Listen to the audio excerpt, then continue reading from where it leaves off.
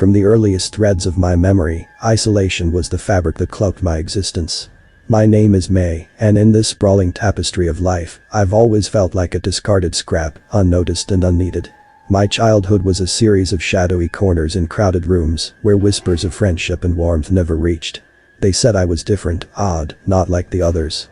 Maybe they were right. In the solitude of my room, the hum of the sewing machine was my lullaby, the feel of fabric under my fingers, my only comfort. I found solace in creating, in giving life to inanimate textiles, crafting beauty from the blandness of thread and cloth. Each stitch was a word in the silent language of my heart, each pattern a hidden chapter of my story, unseen and unread. The city, with its towering buildings and endless streams of faceless people, promised a canvas vast and vibrant for a fresh start. A place where the threads of my quiet existence could weave into the complex tapestry of urban life. Perhaps here, among the millions, I could find someone, just one person, who understood my language, who saw the world sewn into my creations. But the city was a labyrinth, each turn leading further into a maze of indifference. My voice, barely a whisper against the roar of the masses, faded into the background, just another thread in the urban fabric, present but invisible. My attempts at connection, awkward and tentative, were met with polite nods or, worse, the vacant stare of eyes that looked through me, as if I were made of glass. In my tiny apartment, the walls closed in, whispering the familiar tale of solitude. But in the quiet, amidst the clutter of fabric and thread, an idea began to take shape, a desperate hope woven from the frayed edges of my loneliness. If words failed to bridge the gap between me and the world, perhaps something else could. Perhaps I could stitch my soul into something tangible, something beautiful, something that could not be ignored. As the city slept, my true work began.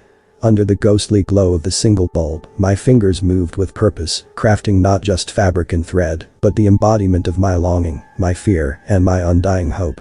Little did I know, this was just the beginning, the first stitch in what would become my tapestry of terror. The city, with its relentless pace and towering shadows, was a world away from the quiet hum of my sewing machine. Each day, I navigated through a maze of indifference, my presence in the office barely registering, like a ghost drifting through a world of substance. My coworkers, absorbed in their own stories, seldom glanced at the quiet woman in the corner, her fingers always restless, fidgeting with a piece of thread or fabric from her pocket. I tried, in my own awkward way, to weave myself into the fabric of their lives. A smile here, a timid good morning there, but my words faded into the bustling background, like whispers drowned out by the roar of the city.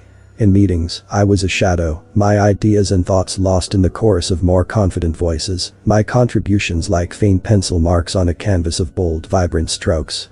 Lunch hours were the loneliest. I watched from afar as laughter and stories were shared, an invisible barrier separating me from their world. I was there, but not really present, but so profoundly absent. My only solace was the small sketchbook hidden in my bag, its pages a secret garden where my true self blossomed, unjudged and free.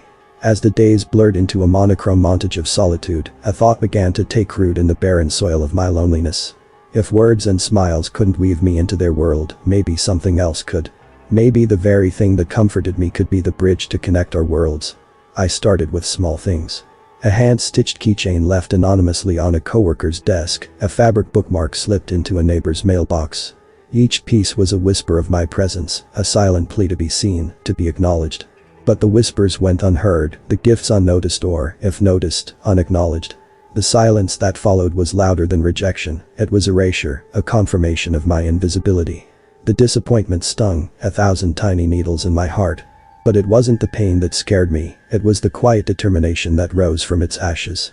If small gestures went unnoticed, I needed something more, something impossible to ignore, something that screamed in vibrant colors and bold patterns. Here I am. See me.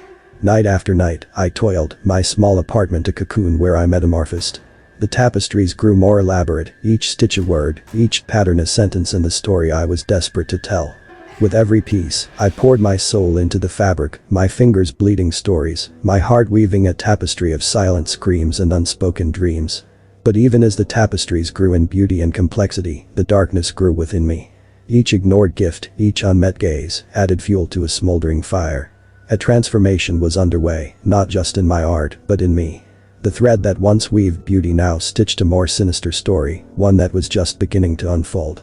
In the quiet of my apartment, surrounded by fabric and thread, I was unaware of the path I had started down, a path that would lead me away from the light of creation into the shadows of something much darker, much more terrifying. My tapestry of terror was just beginning, and its threads were about to ensnare not just me, but the world around me in a chilling embrace. As the tapestries grew more intricate, a disturbing thought began to weave its way into my mind. The fabrics and threads, no matter how carefully chosen, lacked a certain essence. They were missing the soul, the lifeblood that could transform a mere piece of art into a living, breathing entity. It was this essence I craved, this missing piece of the puzzle.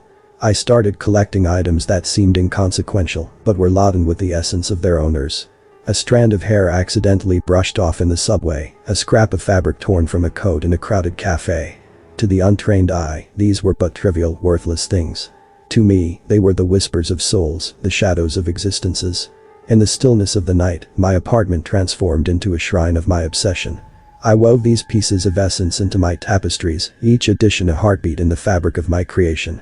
The tapestries ceased to be mere objects, they became silent companions, whispering secrets in the solitude of my existence.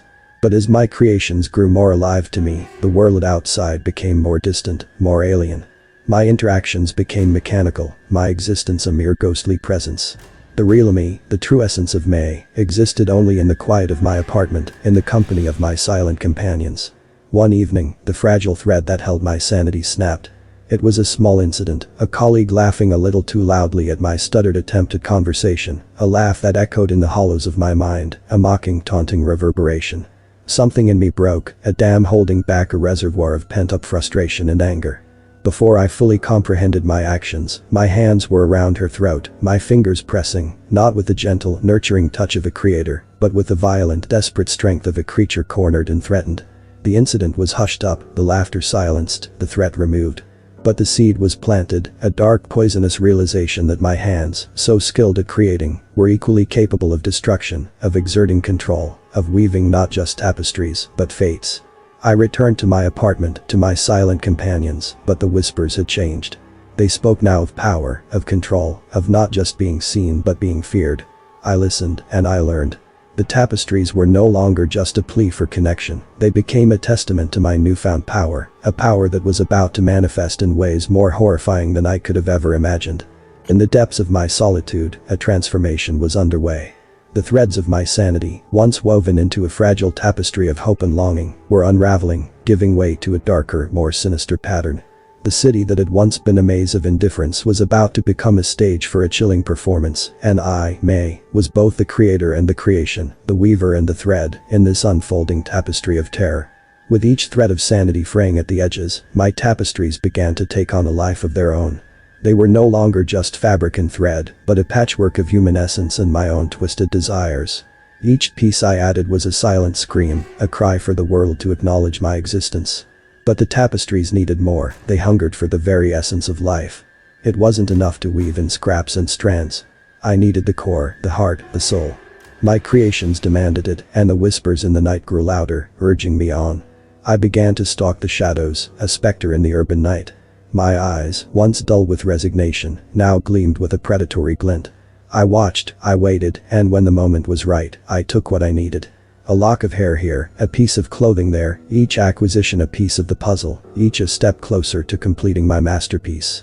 But as the tapestries grew in depth and complexity, so did my detachment from reality. The apartment, once a sanctuary of solitude, became a chamber of horrors. The walls, adorned with my creations, seemed to pulse with a life of their own. I was no longer the master of my domain, but a servant to the twisted whims of my tapestries. The disappearances began to draw attention. Whispers in the workplace, hushed conversations in the neighborhood. The city, once indifferent to my existence, began to take a keen interest. But they were looking for a monster, a creature of darkness. They didn't realize the monster was hiding in plain sight, a quiet, unassuming figure, lost in the crowd. With each passing day, the web I had woven around myself grew tighter, more constricting. I was caught in my own creation, a prisoner of my twisted desires. The tapestries, once my only friends, now seemed to mock me, their whispers turned to jeers. I knew it couldn't last. The final piece of the tapestry was yet to be placed, the centerpiece of my grotesque gallery. It had to be a masterpiece, a work that would immortalize my pain, my longing, and my madness. As the city slept, I worked, my hands moving with a frenzied urgency. This was it, the culmination of my life's work, the final act in my tapestry of terror. The threads of my destiny, once so vibrant and full of promise, were now a tangled mess of fear, madness, and despair. In my heart, I knew there was no turning back. The path I had chosen was a one-way journey into darkness. But there was a strange comfort in that darkness, a familiarity in the madness. I was May, the weaver of fate, the mistress of the macabre. And my final creation would be my legacy, a testament to a life lived in the shadows, a life that was about to become a legend in the annals of terror. The city, once a vast impersonal entity, had narrowed to the confines of my cluttered apartment, the walls pulsating with the energy of my creations. The whispers of the tapestries had grown into a cacophony, a relentless chorus demanding the completion of the masterpiece. I could feel the weight of their expectation, the pressure of the final act pressing down upon me. In the dim light, my hands moved with a will of their own, stitching, weaving, creating. The final piece was more than just fabric and thread, it was a mosaic of my journey, a tapestry of every hope dashed, every dream shattered, every moment of isolation and despair. But it needed one last thing, the piece de resistance. I knew what it had to be, and the thought both terrified and thrilled me. This final edition would be my own essence, my own flesh and blood woven into the very fabric of the tapestry. It would be my ultimate connection to my creation, a bond that could never be broken, never be ignored. As the needle pierced my skin, the pain was exquisite, a release of every suppressed emotion, every silent scream. I watched, fascinated, as my lifeblood seeped into the fabric, turning the pale threads a deep crimson red. It was beautiful, a testament to my pain, my passion, my madness. The completion of the tapestry coincided with the breaking dawn, the first rays of light casting an ethereal glow on my creation. I stepped back, my breath catching in my throat. It was a masterpiece, a work of art so profound, so disturbing, that it transcended the boundary between beauty and horror. But there was no time to admire my work. The city was awakening, and with it, the realization of my actions would soon come to light. The disappearances, the strange occurrences, everything pointed to me, to this apartment, to the horrors contained within these walls. I heard them before I saw them, the pounding on the door, the authoritative voices demanding entry. The police, the final audience to my macabre show. I didn't resist, didn't try to escape. Part of me longed for the release, for the end of this twisted journey. As they burst into the room, I saw their faces, a mixture of horror, disbelief, and fascination. They saw the tapestries, my silent companions, each telling a story of pain and madness.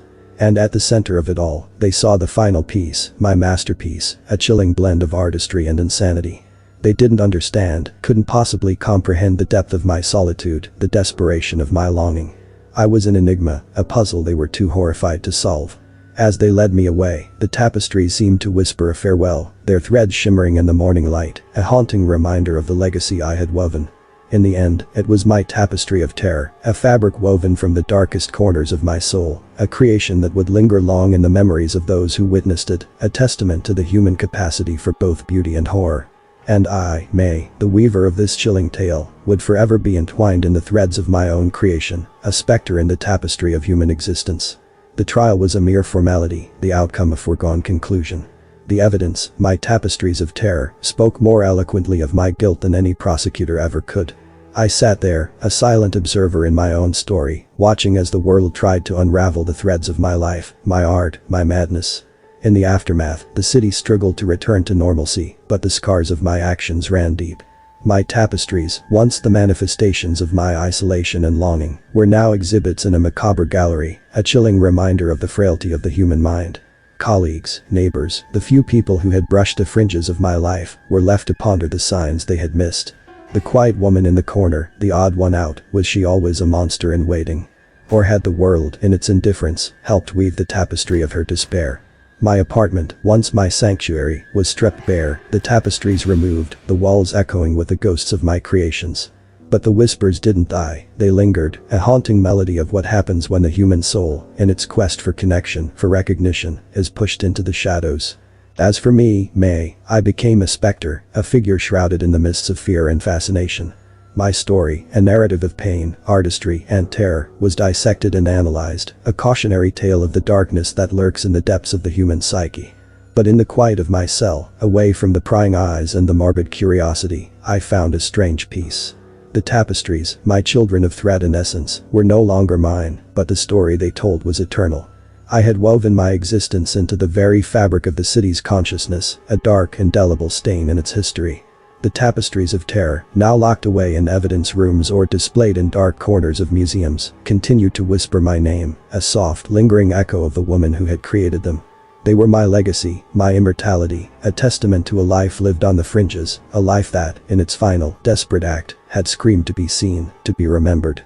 And so, in the end, I, May, the weaver of fates, the mistress of the macabre, achieved what I had always longed for, not in life, but in legend. In the tapestry of terror that I had crafted, my thread would forever remain, a chilling, haunting presence in the fabric of human existence. Thank you for listening. We hope you enjoyed the video. We highly recommend you watch the next video here. Oops. I'm waiting for you to click. Yes, you've clicked. Happy watching.